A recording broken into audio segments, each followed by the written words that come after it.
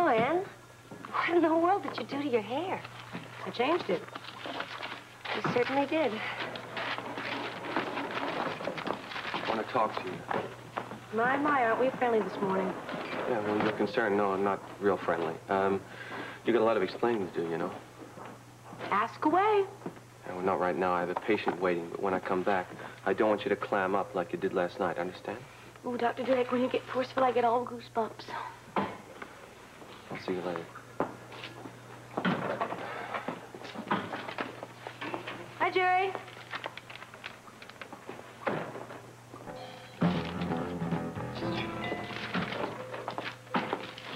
All right, I'm listening. Go. What? About your explanation for last night. Oh, come on, Noah. I've heard enough about last night. Hey, what? Listen, you're going to hear a lot more, believe me, okay? Why'd you do that? What possible reason could you have? I had plenty of reason, Noah. Just read the file on the Bradshaw case. The one who died needlessly.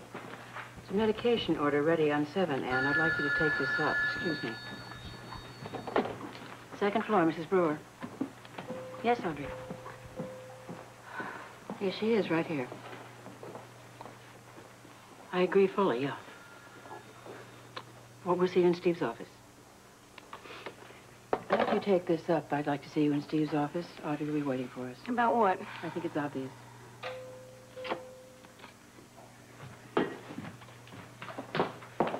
Chester, the file on Dr. Bradshaw's patient, the one that expired yesterday. Yes, it's right here. Thanks.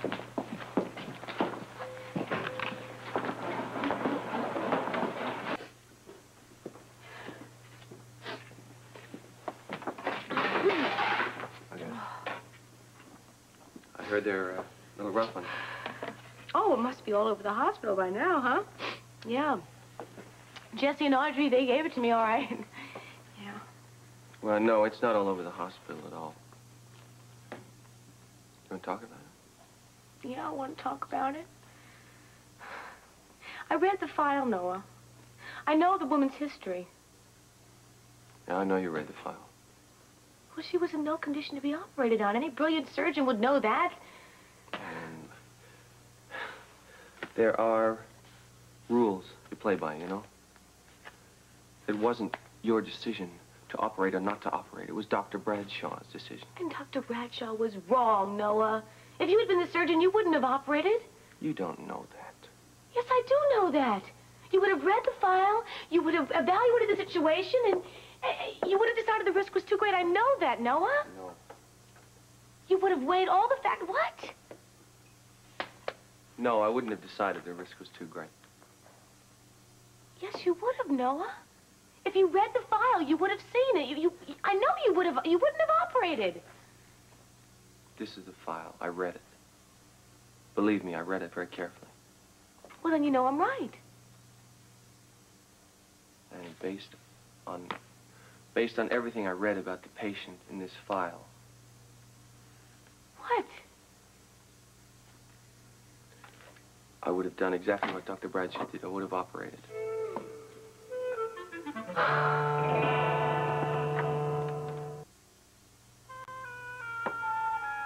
Noah, are you serious? You would have operated on that woman? Yes, I would have. Based on what's in the file, yes, I would have operated on her. Without a second opinion? Annie, you know what I feel about second opinions. I mean, of course I would have got a second opinion, but that's beside the point. We can argue this until you're blue in the face. The point is, you were out of line. Way out of line. I still don't know why you did it. Lord, maybe I don't know either. Maybe it goes all the way back to Africa. I don't know. What? What are you talking about? What do you mean, Africa?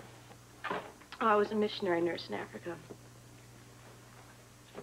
You're kidding. I didn't know you were in Africa. Noah, the hardship, the suffering that I saw, I don't know, maybe it's all piling up. Maybe finding out about Jeff getting married again and this Bradshaw, seeing him so uncaring, so unfeeling. I saw the way he ordered that patient into surgery. She looked like some sort of an assembly line or something. And then I remembered the doctors in Africa. was so dedicated, Noah. I'm sure you were, too.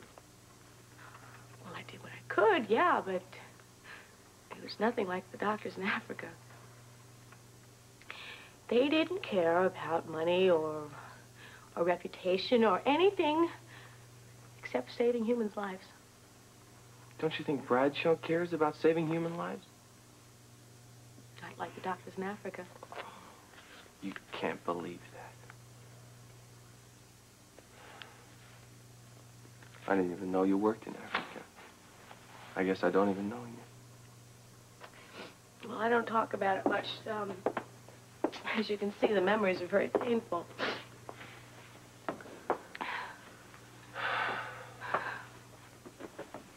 I want you to talk to me. I want to know more about you. I want you to know me, too. You realize there's something you have to do. What? You gotta make a formal apology to Bradshaw. Oh, no, look, I don't know, because, you know, Dr. Bradshaw told me himself he was planning on filing formal charges against me. Annie, the man is not a monster. I've known him since I was a kid. He's a warm, caring person. And he's forgiving, too. If you apologize to him, I'll talk to him. I'm sure I think he'll just drop it. I don't know, Noah. I mean, I'll apologize, yeah, but not because I think he's right.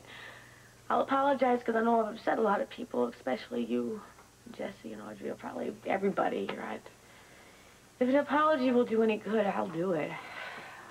Good girl. But Noah, listen. This does not change how I feel about Bradshaw. Doesn't matter how you feel about Bradshaw right now, okay? Let's just get your career back on the track. Okay. Arthur, could I see you for a minute? Oh, no, sure. Come on in.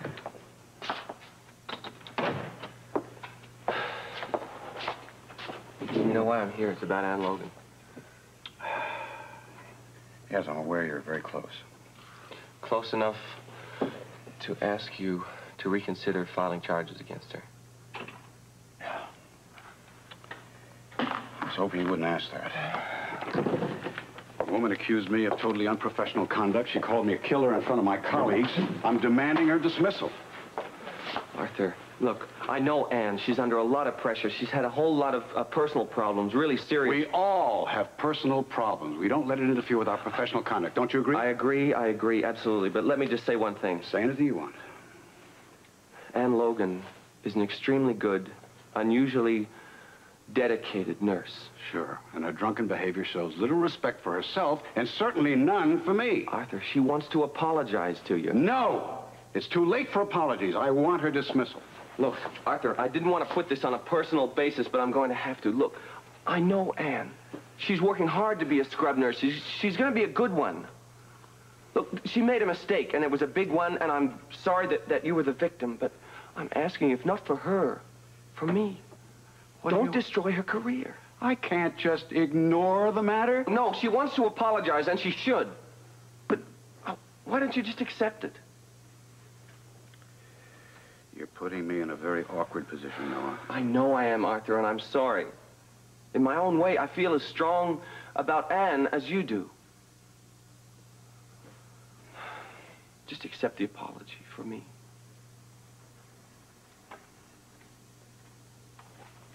How long have I known you? Since you were what? 8? 10?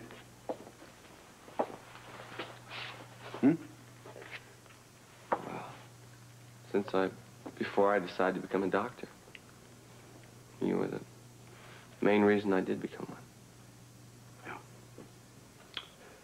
I've known you long enough to know that when you feel strongly about something, I have to respect that and assume you know what you're doing. Where Ann Logan is concerned, I know exactly what I'm doing.